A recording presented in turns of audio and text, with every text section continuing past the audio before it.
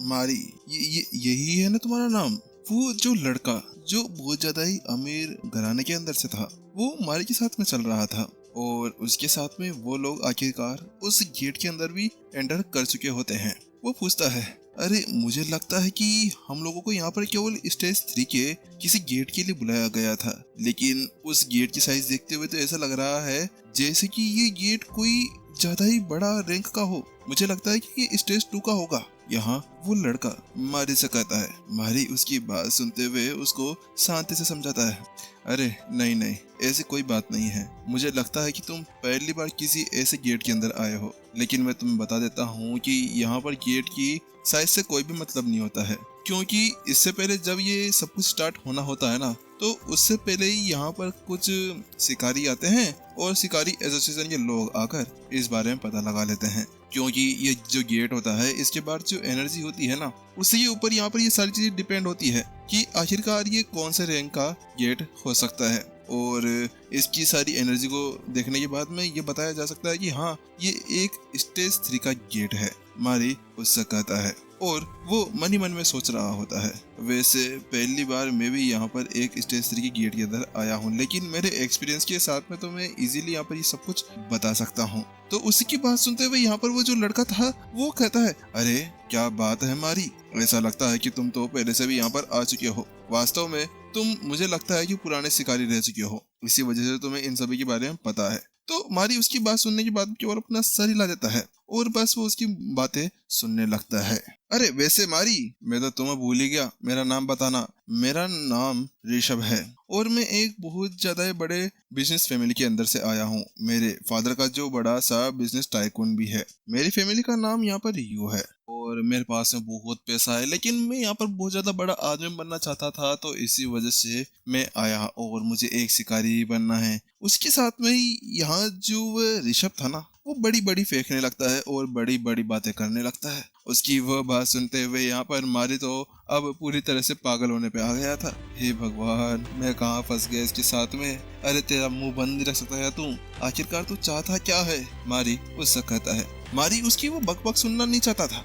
ये पता नहीं कहाँ कहाँ से आ जाते हैं ये लोग और अपनी बकबक शुरू कर देते हैं। भाई मुझे यहाँ पर तेरे अंदर कोई इंटरेस्ट ही नहीं है, तो तू फालतू में मेरे को यहाँ पर क्यों परेशान करने लगा है? मारी यहाँ उसे कुछ कहना चाह रहा था। उसी के साथ में वो लोग आगे बढ़ते हुए जा रहे थे और पीछे से ऋषभ उसका माथा खाते हुए जा रहा था। उसके साथ में ही चलते हुए वो आखिरकार एक बड़ी सी गुफा के अंदर पहुंच जाते हैं। उस गुफा का एक गेट ना एक आने का न जाने का रास्ता था। उसके अंदर एक भूल-भुलैया सुरंग बनी हुई थी। जल्द ही वो लोग उस जगह पर पहुंच जाते हैं। बॉस, अब हमें किधर जाना चाहिए? यहाँ पर तो बहुत सारे ही दरवाजे हैं, इन सभी गुफाओं के अंदर हम लोग नहीं जा सकते। अगर हम लोगों ने कुछ गलत किया तो उसके साथ में हम लोग फंस सकते हैं। हाँ हाँ बॉस, और इसके अलावा यहाँ पर ये जो पूरा का पूरा जगह है ये तो खाली है। हमें तो अभी तक यहाँ पर एक भी बीस्ट नहीं मिला है, ना कोई किसी तरह का कोई मॉन्स्टर है। आखिरकार वो सभी चले कहाँ गए? वहाँ जो टीम मेंबर्स थे वो सभी इधर उधर देखना शुरू कर देते हैं, क्योंकि आसपास के अंदर पूरी तरह से अंधेरा था। तो उनकी बात सुनते हुए बॉस कहता है, हाँ चलो ठीक है, एक काम करो, उजाला करो, हमें यहाँ पर देखना होगा कि यहाँ पर हमें कुछ मिलता है या नहीं। उसकी बात सुनते हुए उसी के पास में एक बंदा था। वो कहता है, हाँ हाँ बॉस, मैं करता हूँ। इसके बाद वो जल्दी से अपने पास में से एक लैंप बाहर निकाल देता है और उस लैंप को बाहर निकालने के बाद उसको जलाता है। जैसे उसको जलाता है तो आसपास के अंदर पूरे सुरंगों का एक भूल भुलैया बनाया हुआ था। उनके पीछे उनकी वही सुरंग थी, लेकिन उनके आगे कई सारी ढेरों सुरंगें बनाई गई थी। धत तेरे की, ये हम लोग कहाँ आ गए और यहाँ कुछ दिखाई क्यों नहीं दे रहा? इस वक्त तो बॉस भी अपने मन ही मन के अंदर सोच रहा था, लेकिन वो आखिर ठहरा बॉस। वो अपने आप को शांत रखता है। वो ये नहीं चाहता था कि उसकी सारी चीजों को ये लोग यहाँ पर पकड़ ले, ताकि यहाँ पर ये इसका मजाक उड़ा सके। उसी वजह से वो अपने आप को शांत रखे हुए था और इधर उधर देख रहा था। लेकिन वहीं दूसरी तरफ नहीं, यहाँ कुछ गड़बड़ है। जब वो लोग इधर उधर बातें कर रहे थे, इधर उधर देख रहे थे ना, तो मारी की इंस्टिंक्ट्स यहाँ पर एक्टिवेट हो जाते हैं। उसकी आंखें थोड़ी सी चमकने लग जाती है। सभी सभी सतर्क रहो, यहाँ पर बहुत बड़ा खतरा है। मारी जोर से चिल्लाते हुए कहता है। जैसे मारी ये शब्द कहता है, उसके साथ में ही बॉस कहता है, क्या हुआ मारी, तुम्हें क्या कुछ गलत लगता है? वहाँ वो उससे पूछता है और वो भी अपनी तलवार को हाथ में पकड़ने के लिए तैयार था और आसपास देखने लगता है। मारी कहता है, यहाँ बहुत ज्यादा बड़ी प्रॉब्लम है, मुझे लगता है कि हमारे ऊपर कोई ना कोई अटैक करने के लिए आ रहा है। अटैक करने के लिए? तुम क्या मजाक कर रहे हो? वहाँ मारी की बात सुनते हुए बॉस उससे कहता है। तो मारी बताता है, हाँ हम लोग अभी एक ऐसी गुफा के अंदर हैं। शायद मुझे यहाँ पर इसे गुफा नहीं कहना चाहिए, ये घर है। घर? किसका घर? ये इंसेक्ट का घर है। लेकिन जैसे ही मारी ये शब्द कहता है तो उसके साथ में ही गुफाओं के अंदर से आवाजें आना शुरू हो जाती है। ऐसा लग रहा था बहुत सारी चीजें उनकी तरफ चलते हुए आ रही हो। वहीं दूसरी तरफ सभी के सभी सतर्क हो जाओ, ऐसा लगता है कि वो लोग हमारी तरफ बढ़ रहे हैं। उसके साथ में सभी लोग एक फॉर्मेशन के अंदर आकर खड़े हो जाते हैं और गोला बना लेते हैं अपने हाथ के अंदर अपने सारी चीजें लेकर। बॉस कहता है, हीलर्स, इसके साथ में टैंक्स, तुम लोग तैयार रहो, वो लोग हमारे ऊपर अटैक करने वाले हैं। वहीं दूसरी तरफ सभी लोग इस तरह से खड़े थे, लेकिन मारी को कुछ और महसूस होता है। सभी हटो यहाँ से। जैसे ही मारी ये शब्द कहता है कि उसके साथ में सभी चौंक जाते हैं। क्या हुआ मारी, तुम अब क्या कह रहे हो? वो ऊपर से आ रहे हैं। मारी थोड़ा सा कांपता है और उन सभी से कहता है, लेकिन जैसे ही वो लोग उसकी वो बात सुनते हैं तो सभी ऊपर की तरफ देखने लगते हैं। ऊपर भी एक गुफा थी और जैसे वो लोग उसके अंदर देखते हैं कि अचानक से उसके अंदर से सबसे पहले चलकर एक चींटी बाहर आती है और उसके पीछे पीछे बहुत सारी बड़ी बड़ी चींटियां आना शुरू हो जाती है। वो सभी रेड कलर की थी। उन सभी के जबड़े बहुत ज्यादा बड़े बड़े थे। देखने में वो बहुत ज्यादा भयानक डेविलिक एंड्स लग रही थी। उन सभी को देखते हुए सभी लोग अपनी एनर्जी का यूज करते हैं और वहां से डोज करते हुए दूर चले जाते हैं। चलो जल्दी से इन सभी को मारो। वो जल्दी से उन्हें कमांड देता है और उसके बाद में वो लोग वहां पर स्टार्ट हो जाते हैं उन सभी एंड के साथ में लड़ना। वो लोग बड़ी आसानी के साथ में उन सभी एंड्स को ऐसे काट रहे थे जैसे कि वो मक्खन काट रहे हो। और वहीं दूसरी तरफ ये लड़ाई कितनी देर और चलने वाली है, क्योंकि लड़ते हुए उन्हें कम से कम यहाँ पर 10-15 मिनट हो गई थी और ये लड़ाई जो खत्म होने का नाम तक नहीं ले रही थी।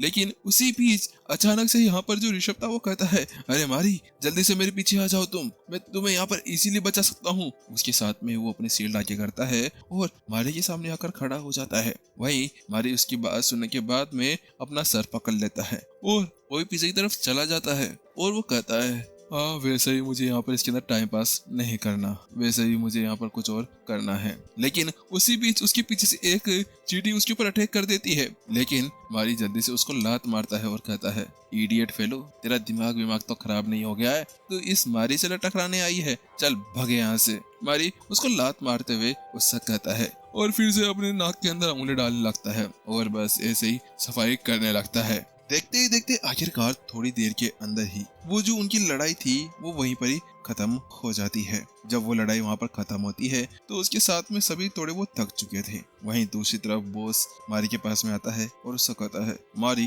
तुम्हें इसके बारे में कैसे पता चला? हम लोगों को तो इसके बारे में कुछ भी पता नहीं चला था। वहीं दूसरी तरफ उसकी वो बात सुनने के साथ में ही मारी कहता है, वो तो मेरे इंस्टिंक्ट्स अच्छे हैं और मैं इजीली इस चीज के बारे में पता लगा सकता हूँ। लेकिन उसकी वो बात सुनने के साथ में बॉस एक पल के लिए चौंक जाता है। इंस्टिंक्ट्स? क्या तुम्हें कुछ और पता चला? लेकिन उसके साथ में जैसे वो ये शब्द कहता ही है कि अचानक से, बॉस इधर आओ, कुछ गड़बड़ है, यहाँ पर आकर देखो। उसके साथ में ही पीछे से एक टीममेट की आवाज आती है। उसकी बात सुनते हुए बॉस सीधा उसकी तरफ पलटता है और कहता है, हाँ क्या हुआ बोलो। उसकी बात सुनते हुए वो लड़का कहता है, बॉस ये देखो, ये सारी चींटियां पहले से ही घायल है और इनके ऊपर जो ये कट्स लगे हुए हैं ना, ये हमारी तलवार से नहीं, ऐसा लग रहा है जैसे कि यहाँ पर इनको पहले से घायल करके यहाँ पर भेजा गया है। इसका मतलब ये लोग पहले से बहुत बुरी तरह से घायल थे।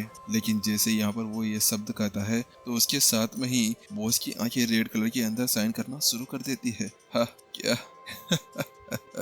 और डेविल एक मुस्कान वहां पर देने लगता है और उससे कहता है, ये तो बहुत ज्यादा अच्छा हो गया, हमें यहाँ पर इतने सारे एसेंस क्रिस्टल्स के साथ में और भी बहुत कुछ मिलने वाला है। और इतना कहते हुए वो लोग है ना बहुत ज्यादा खतरनाक क्रीपी सी मुस्कान देने लगते हैं और उसके बाद में वो मारी और ऋषभ की तरफ देखने लगते हैं। लेकिन उनको ऐसा अपनी ओर देखता हुआ देख मारी उनको नोटिस कर लेता है और वो कहता है, ऋषभ, हाँ मारी, क्या हुआ? तुम्हें अब अपने आप का ध्यान रखना चाहिए, क्योंकि तुम अपने साथ में कुछ ज्यादा ही एक्सपेंसिव चीजें लेकर यहाँ पर आ चुके हो, तो ये अच्छा होगा कि तुम थोड़ा सतर्क रहो। लेकिन उसकी वो बात सुनने के साथ में ही वो उससे कहता है, क्या तुम्हें कहने का क्या मतलब है? वैसे भी ये सारी चीजें तो मेरे डैड ने मुझे दी है मेरी इस फर्स्ट डेट के ऊपर आने के लिए। तो वो कहता है, मुझे ऐसा लग रहा है कि यहाँ पर आगे चलकर कुछ बड़ी प्रॉब्लम होने वाली है, तो इसी वजह से मैं चाहता हूँ कि तुम थोड़ा सा